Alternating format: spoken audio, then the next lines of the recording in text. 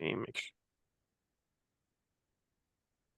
Welcome back to the Ohio MMA podcast. I am your host, David McKinney. Joining me on today's episode, Mr. Ponyboy Jeremy Pender. What's up, man? Not a lot, man. Just getting ready to start our new session, our next session in maybe an hour and a half. Yeah, man, I was noticing it looks like you're in the gym. So a couple weeks out from the fight, you return to the cage at Empire Fight Series 3 in the main event. What does training look like, a couple weeks out as you get ready for your next fight? These next 2 weeks are going to be pretty intense, and then the last week I kind of just chill and recover, let my body rest, and we're doing a lot of like active recovery, stretching.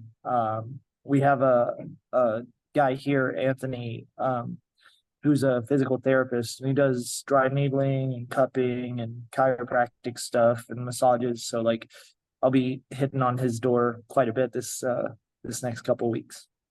Yeah, it's funny once you get a little bit older, I'm the same way. You you need all that stuff when you're like in your early 20s and you don't need that as much, but now you're like, oh, the importance of recovery, right?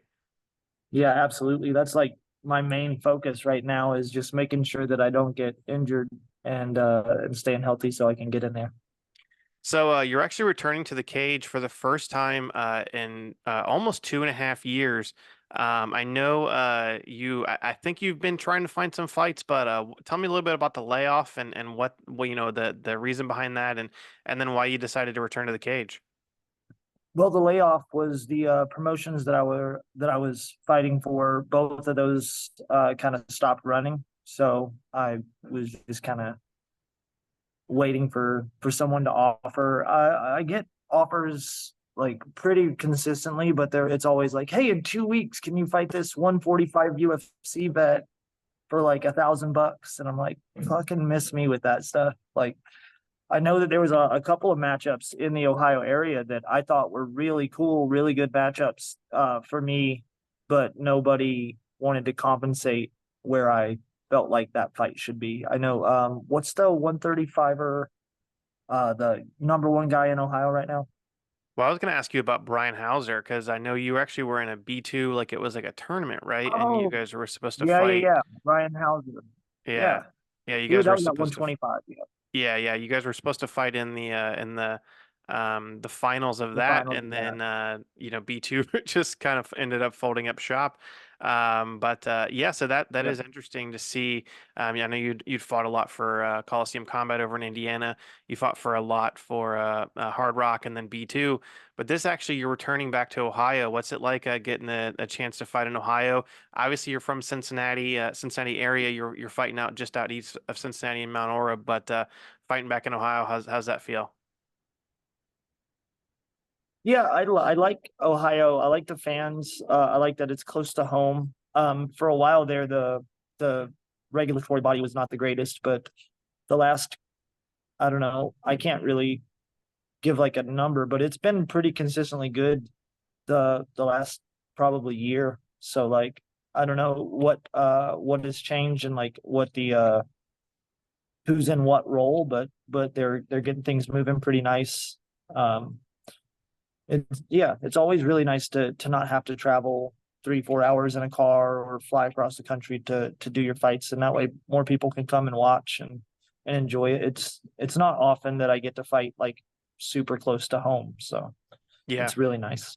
Yeah, you actually, I think you're referencing Bernie Profato finally retired, and now Chuck Haskell is actually the director of the Ohio Athletic Commission. But I think you might have been talking about Jarrell Hodge that at Yeah, 135. Yeah, so he actually was yeah. A lot supposed to of fight. people have Yeah, yeah, asked me to fight Jarrell, and it's just like he's really good and he's big, like for 35, and I'm super small for 35. So if I'm gonna fight that dude, I want money. yeah. No, I mean you're at this point in your career, you've got 30 plus fights. I feel like it's that's kind of tough on the regional scene too, like finding fights as you mentioned. But you know what you mentioned Ohio specifically, and one of the things I wanted to ask you about. So you're also the head coach at Vision MMA, and you have a bunch of guys training. And I see this new crop of fighters coming. You've got Cornell Beecham, who's an NCAA champ, Vernell Hawkins, among other people. What's it like, getting, being the head coach of those guys? But I'm sure that they're pushing you in the gym, and those guys are just, young amateurs. But what's it like, kind of balancing the fighting career with the coaching career? To be honest, I do way more coaching than I do actual training, and I think it's helpful because like I can get into specific positions and really kind of like do isolated scenarios with the guys, and like I can get my work in through that. They're still kind of like learning the pacing and the craft and like the technical side of the martial arts. While I do a quite a bit of drilling and like learning in my week to week, mostly through fight camp, it's just like making sure that you're in shape, making sure that you're proficient in the places where you're pretty sure that the fight's going to be. And I don't have to spend a lot of time like making sure of not making mistakes at like the ground level drills. I can just get those drills out of the way. And like I don't know, I the way that I run the I guess skill acquisition portion of our training is like bare bones, like the minimum requirement, and then we build on top of that round after round through our classes. So like I don't need like specific instruction necessarily as much. So I can just do my drilling and my training and not really having to worry about stopping and fixing stupid mistakes, because hopefully I'm past the point of making dumb mistakes. It's a lot more coaching. I'm trying to think of the number. It's something like 24, 25 classes a week that I teach. And then I'm training at least once every day, usually 2 times a day, and that's outside of classes. What's it like specifically transitioning? Because Cornell and Vernell are two really interesting fighters in that they have really good wrestling backgrounds, and Cornell is a national champion wrestler. But what's it like transitioning a wrestler, especially a high level wrestler who's been on the mats in a wrestling aspect their entire life, into the sport of MMA, where you've got striking, you've got jujitsu, you've got people in good judo players trying to throw you on your head. But what's that like transitioning someone into MMA from wrestling? Obviously, the base and the background is there, but that that switch into going to a different adding everything else, I guess. Yeah. So generally when you have athletes sort of like Cornell, like who are super explosive and very physical, I'm trying to, in terms of like getting them into more striking stuff, is like take your foot off the gas, like go slower, figure out a pace, because he's so used to like going hard and exploding and exploding and exploding. Like when you're doing that in your aerobic system, like in the striking from distance, so to speak, like it's a lot harder to maintain your endurance if you're constantly trying to explode and throw powerful shots. So basically I'm just trying to show them like, hey, maybe be a little bit more patient. Not every single shot has to knock the guy's head off his shoulders. But again, when you have that in your back pocket, it's hard not to keep going to it. So right now with Cornell in particular, we're trying to get him to slow down on his feet and maybe throw some straight punches. Uses his feints and his footwork to set up fit ins for his shots, because that guy can close distance very well. But sometimes in MMA, since it's so dynamic, closing distance isn't always the right move. So we have to figure out like the why behind what you're doing instead of your ability to do the things. I'm a lot more focused on like positioning and like uh I said before, like understanding why you're choosing to do something, not just like here's some things that you could do, practice them. We want to understand like what is happening before I'm doing this, and what is happening or what should happen after I'm doing this, and why am I choosing to throw specific techniques in a specific sequence. It's really at this point, especially with the higher level athlete guys, it's like kind of giving them a palette of colors and letting them do their thing with it. But if like all you have is like green and red, you're not going to paint a very nice picture. So I'm trying to add some colors to their palette, let them understand like, hey, why you would do stuff, maybe strategically, like what to avoid. Obviously, the wrestlers, like you're gonna roll to your belly, you're gonna give your back up, so we have to have high level back defense. You're gonna separate your arms when you're on top in the guard, so we have to figure out how to not get triangled.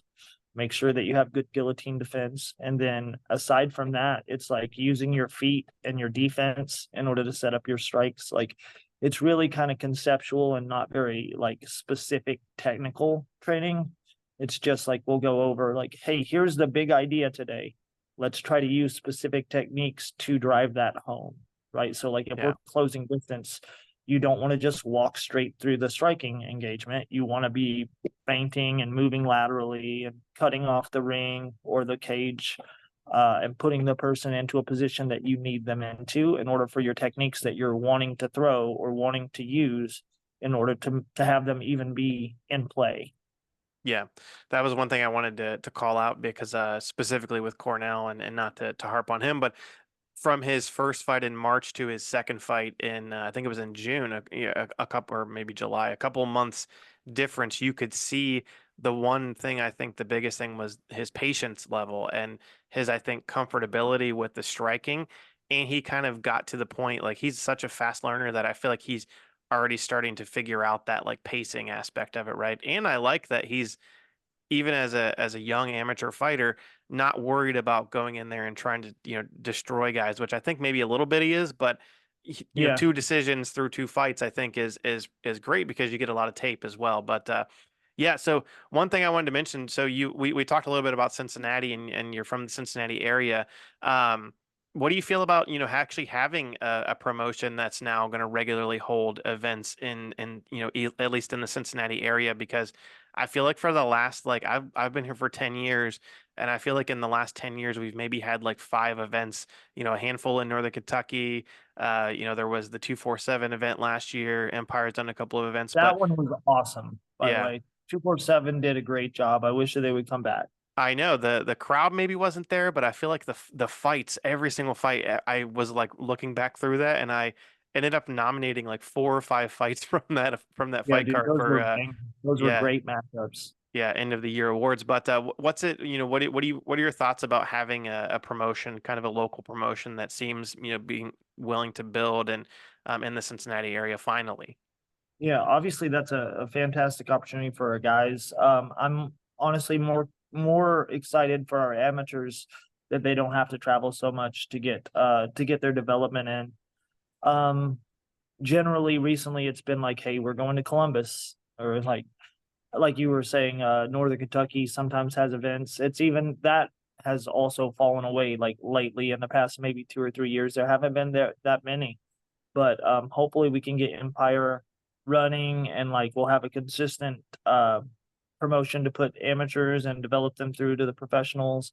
And then we have right now I think we have something like 9 or 10 pro guys here that we're trying to get regular fights. And if they're close, like it's way better, and like we'll be more able to like kind of get a feel about like what matchups they have, and then if anybody in that weight class that we have that could step in on short notice, if God forbid like something happens to one of their matchups, we'll already be close by and we'll already have guys ready to jump at the opportunity. Yeah, I mean that's a huge advantage. I feel like, a lot of the gyms, as you mentioned, in Columbus and then up in the Cleveland area, they get a lot of fights for their guys because they're like, hey, we had a fight fall off or, whatever. And they're close and local. So one thing I was actually looking back through, I called your fight back at Hard Rock 101. I think you actually also fought because we were talking about it. You fought at Hard Rock number One, one, and then yeah. you fought all the way at Hard Rock 101. But you actually mentioned, and this was in 2018, you said this might be my last fight. Now here we are 6 years later, 5 wins in a row. It just is so hard to walk away. But I mean, the 5 wins in a row, I feel like is hard to walk away from it at least. Where do you think you are in your career? Now you're 37 years old, but what do you feel like you have left in the sport? Is there anything else that you haven't done that you want to make sure you do before you finally hang them up? That's a great question. My last fight was the first decision that I won, and I really would like that made me happy knowing that like I wasn't always going to be on the losing end of a decision. Um, right now, I mean, in the back of my mind, I want to get as cool of a finish as I can, like as diverse of different finishes as I can. And I've been doing that the last, I guess, what did you say, 5 in a row? Like I've been trying to finish with like way different stuff. So I had think like a leg lock and a rear naked choke, and then a weird, crazy back like bottom side control key lock, and then there was a knockout, and then a decision win. I'm trying to get like as many different types of finishes or wins as I can get. Um, that it's I don't feel like I'm on my way to the UFC or like trying to be a contender series guy. I'm just trying to have some fun and show the guys who are training with me that like if I can fucking do it, you can definitely do it.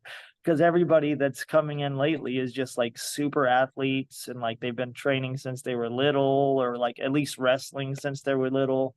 And like they just have every physical and mental advantage over where I was when I started. And I'm like, well, if I can get to like a decently like mid regional level, you guys should be going to like big promotions. So let's get that happening.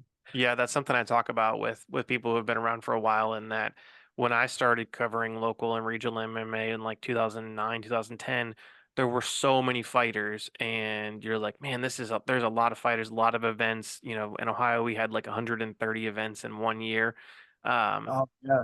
but then now what you see is not as many fighters, but the quality of every single fighter. You're like, man, this guy's a debut amateur, and you see the experience that and not just like skill level, but also comfortability in the cage, poise, and you're like, man, it's crazy seeing the growth of the sport in like 10 years, and that's one of the reasons that it fascinates me about local and regional MMA is that you continue to see that growth, and you can see the growth of a fighter from their amateur career to pro career to high level, getting to the UFC. But you kind of mentioned you see that as well with fighters in the gym.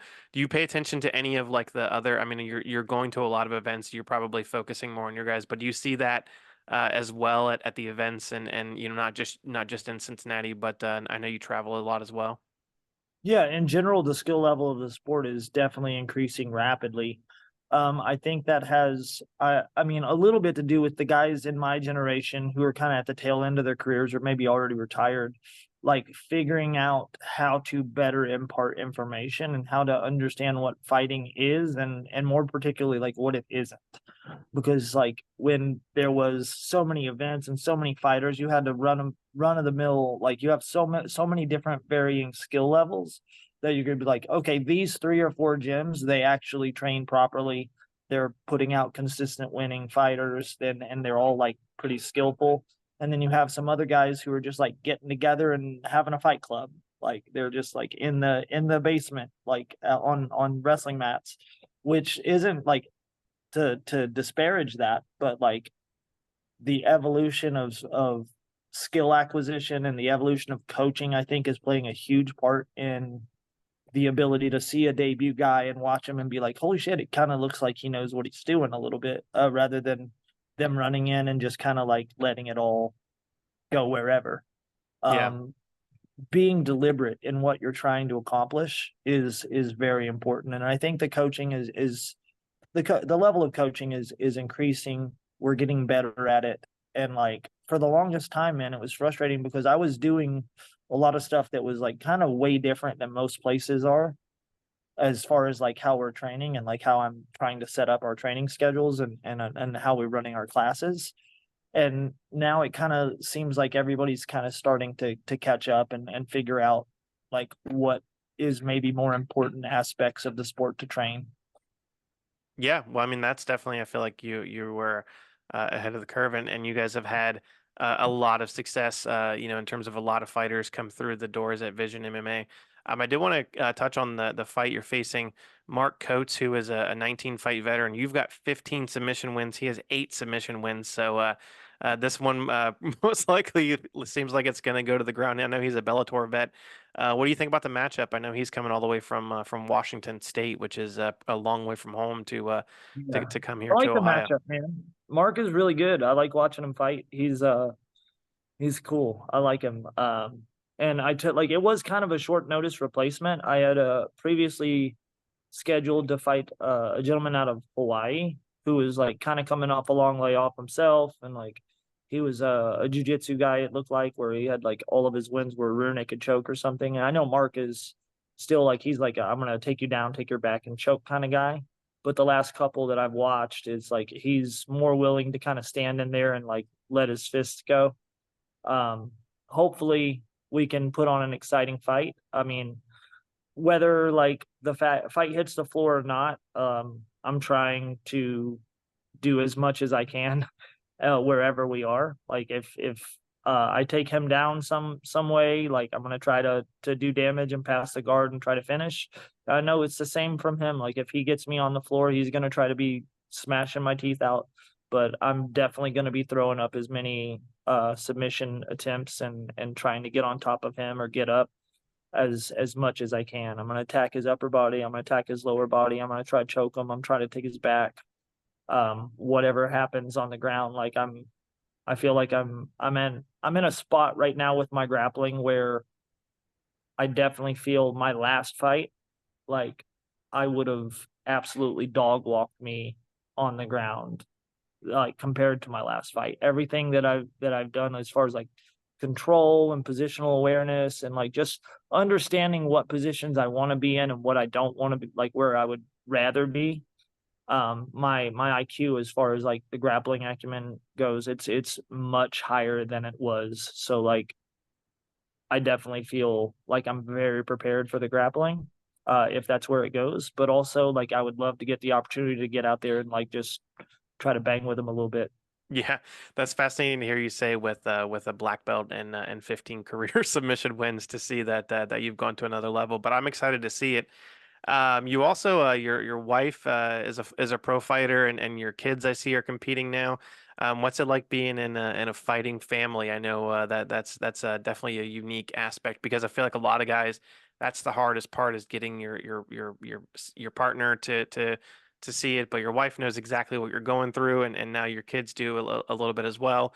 Tell me about the fighting family, the fighting Penders. Uh, it's absolutely a blessing.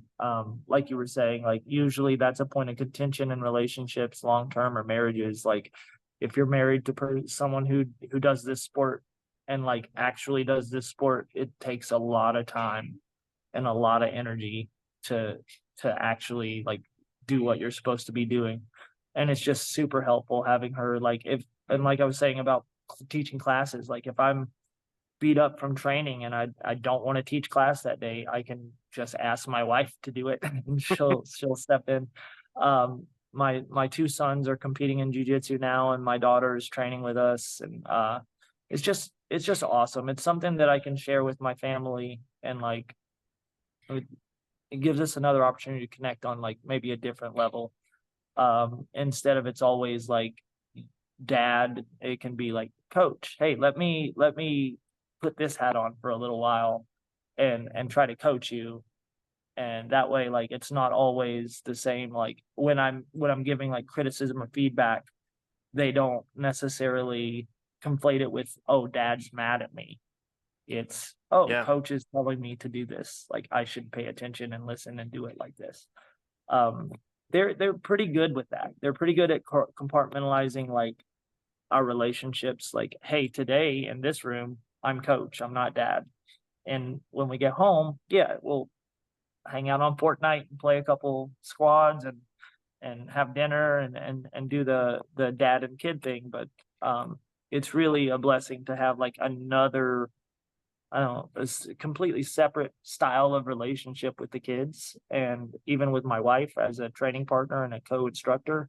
um I could see it having a negative effect on most situations, but I think we're very much laid back, go with the flow kind of like people. The whole family is really, we're not very uptight and nervous folks, it fits.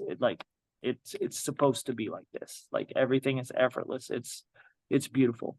Yeah, that's awesome. It's definitely I feel like a great great for other fighters and people in other gyms to sort of emulate and look and see how it is successful.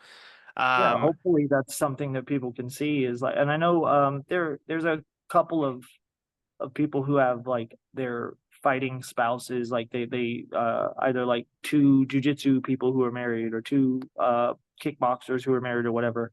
I just it's so nice to have that being like an hey, you guys can both train and get good and enjoy something instead of having it be like one way or another. Like, oh, why are you always away? Why aren't you never home? Why are you always going out? Like to and then on the guy side of it is like you don't want to end up like Tom Brady.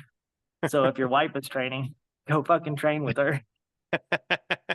that's a great yeah, that's a great thing, man. Yeah, yeah. Make sure you're training jujitsu with your wife. Right on. Yeah, I think it's a good overall like it's good human behavior. It helps you Yeah. be better.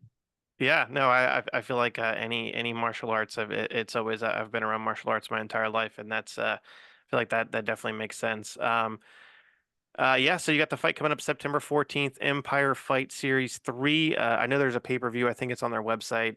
You can also check out Tapology, and we'll post all this stuff on Ohio MMA News. Anybody else? Anything you got to mention? Sponsors? Anything? Anyone you want to thank? Anything like that? Um, I know that Anthony Ruscello, I'm not 100% on what he's calling the business, but the performance coaches and the physiotherapists that we have at Vision MMA are so good at what they do, and it's really a blessing to have them in here. We're also doing like a veterans program at Vision. We have like one of the first programs of its kind where they're incorporating like jujitsu into their veterans programs where they're like getting more veterans in jujitsu. We're working with a company called ETMS, which is doing like EKGs, EEGs on the brain for like traumatic brain injuries through like service. And they're doing this therapy with like magnets where it's opening up your neuroreceptors to where like you can start getting your brain functioning at a better way.